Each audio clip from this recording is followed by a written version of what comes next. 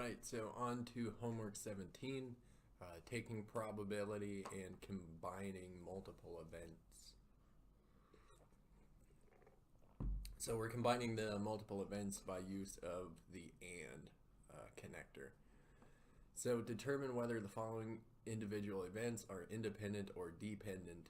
We'll get into what that means. Then find the probability of the combined event. So independent or dependent events. Independent events, the events do not affect one another. Dependent events, your first event affects your second event, which affects your third event, and so on. So we'll see an example of each in this homework. All right, so situation at hand, we're rolling 2 6s followed by 1 4 on 3 tosses of a fair coin. So here's how we want to look at this. We're rolling a fair die 3 times. We're doing this 3 tosses. So 1, 2, 3. Each blank slot will represent a roll of the die. And we want to know what is the probability of rolling 2 6s followed by 1 4. So first of all, recognize these are independent events. When we roll the first die, recognize this first roll does not affect the outcome of the second roll or the third roll. So these are independent events or independent rolls. Your first roll does not affect the second, which does not affect the third. So the rolling of the die is independent, or they are independent events. So we want to roll 2 6s. So we want the first roll to be a 6, we want the second roll to be a 6, and we want the last roll to be a 4. So I've just put 6, 6, and 4 underneath each blank so I can remember what I'm supposed to roll for each roll. And the probability for rolling a 6, well, consider so a probability is going to be a fraction. What goes upstairs in the fraction is the number of ways we can do this particular event. So recognize when we roll a die, there's exactly one way to roll a 6. And then how many possible outcomes are there? Well, there's 6 possible outcomes because there's 6 sides on a die. So do recognize that this is just an empty slot. This is not a fraction. This is just to keep track of the probabilities of each event. Now recognize the probability of rolling a 6 for the second roll also would be 1 out of 6. Well, that's coming from there's one way to roll a 6. There's 6 possible outcomes. What's the probability of rolling a 4? Well, to roll a 4, there's exactly one way to do it out of 6 possible outcomes. So we have our 3 probabilities, 1 6, 1 6, 1 6. And so for us to succeed, we have to roll a 6, we have to roll a 6, then we have to roll a 4. So recognize we have to do this event and this event and this event to succeed. And so because of that and connector, we will take these probabilities and multiply them.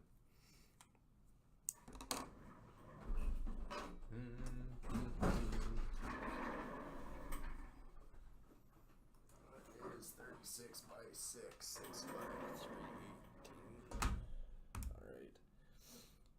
So 6 times 6 times 6, 216.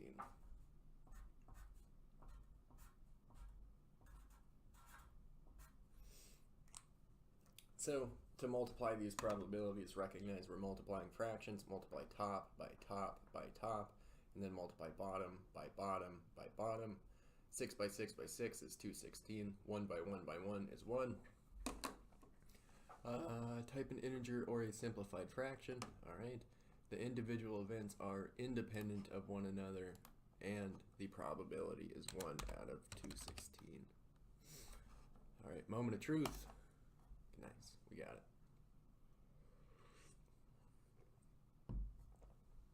Let's see what else we got going for the and probabilities.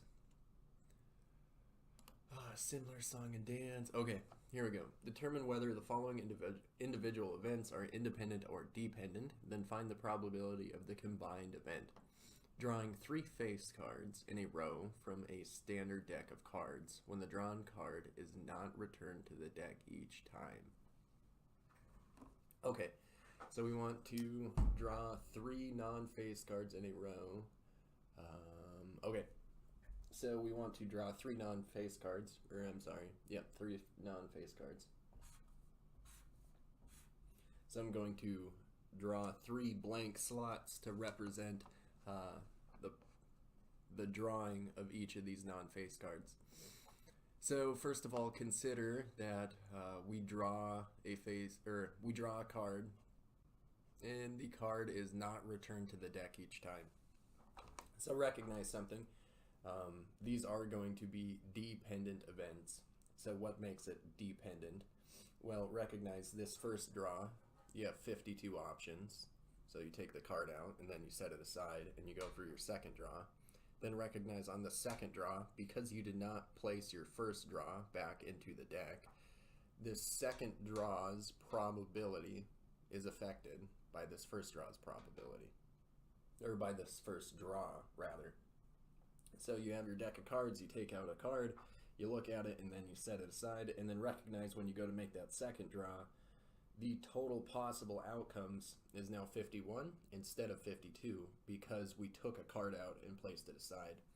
So it's that interplay between the first draw and the second draw, namely because we do not place the draws back into the deck, is what will make this dependent. So the event of drawing a non-face card and the event of drawing a non-face card the next time are dependent. Again, they're dependent because this statement, when the drawn card is not returned. So the drawn card is not returned. And that's what makes it dependent. If we were to take the drawn card and place it back into the deck, then the events would be independent. The probability of drawing 3 non-face cards in a row from a standard deck of cards when the drawn card is not returned to the deck each time. Alright, so the probability of drawing 3 non-face cards in a row from a standard deck when the drawn card is not returned to the deck each time. So, draw 1, draw 2, draw 3. So on your first draw, recognize you have the full deck, so we're going to have 52 possible outcomes. And then what you're after is drawing a non-face card. So non-face cards, ace, 2, 3, 4, 5, 6, 7, 8, 9, 10, jack, queen, king. Okay, now, as far as a non-face card goes, it is quite obvious that jack, king, queen are going to be face cards. They have faces on the card, which makes them a face card.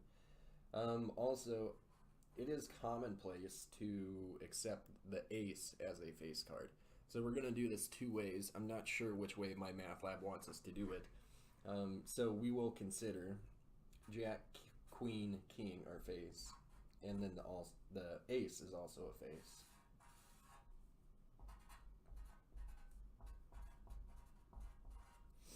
So 2 through 10 inclusive would be non-face cards.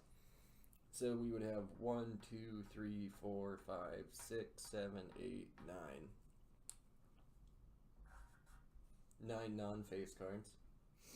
Now for this second draw, recognize we took our first card out and we placed it aside. So on this second draw, we're only going to have 51 options. And then for this numerator, oh, and I also forgot something. So this would be 9 non-face cards, and we also have 4 suits total. So we would have 4 by 9 ways to select a non-face card. Again, 9 ways to do it per suit, multiplied by the 4 suits. So let's just write this in. 4 by 9 gives you 36. Okay, so the total number of options has decreased by 1 because we did not place the card back. Similarly, these total number of options, well, we had 36 non-face cards in our deck from the start, and because we do not place our first draw back into the deck, the denominator is going to step down by 1, as well as the numerator is going to step down by 1.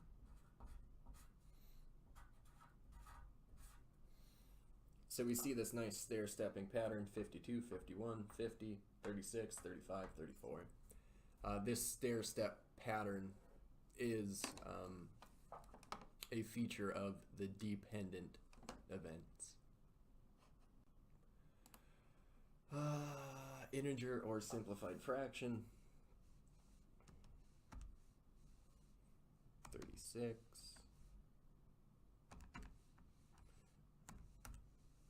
35, or 51, 34, 50, and simplified fraction. Okay, so if we multiply this out, we get, in reduced form, 21 over 65. So to do this multiplication and have it to be in lowest terms,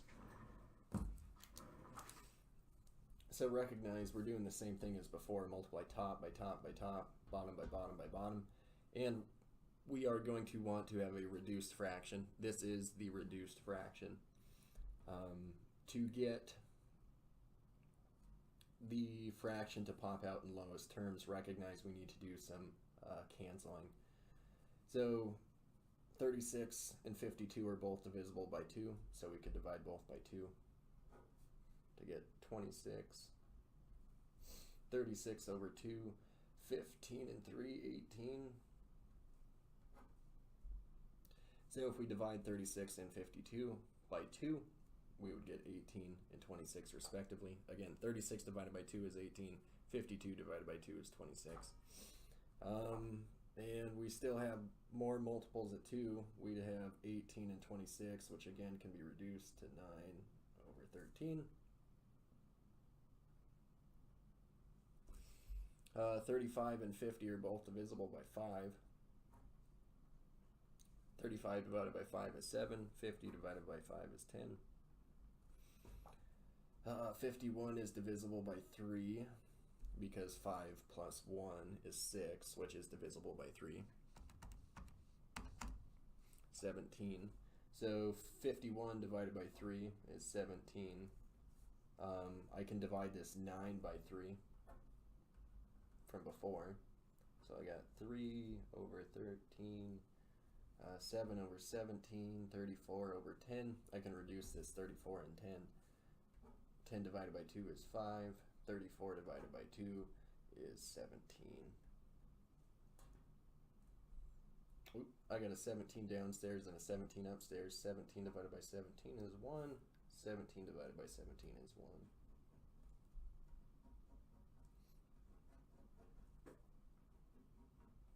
So I've made all the reductions crosswise. Again, you can reduce right on top of one another. We're just taking common factors out of the downstairs and common factors out of the upstairs. So we have 3 times 7, which would give us the 21. 13 by 5 would give us the 65. Also, many calculators have this button here. And what this button looks like is that F to D. Come on, focus.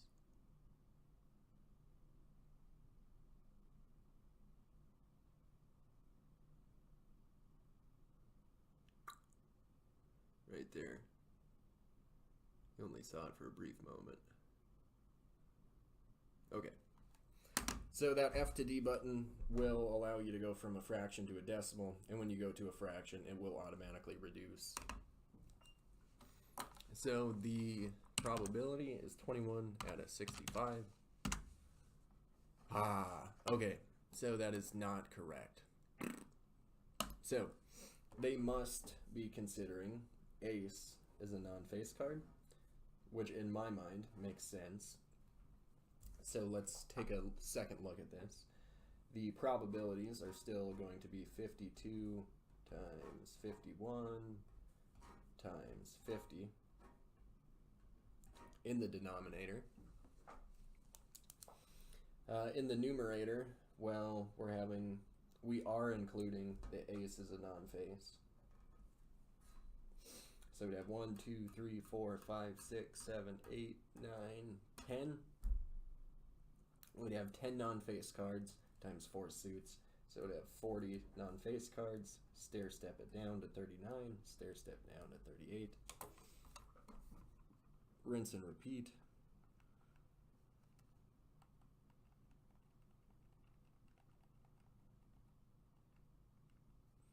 So 140. 39 and 38. I get 38 out of 85.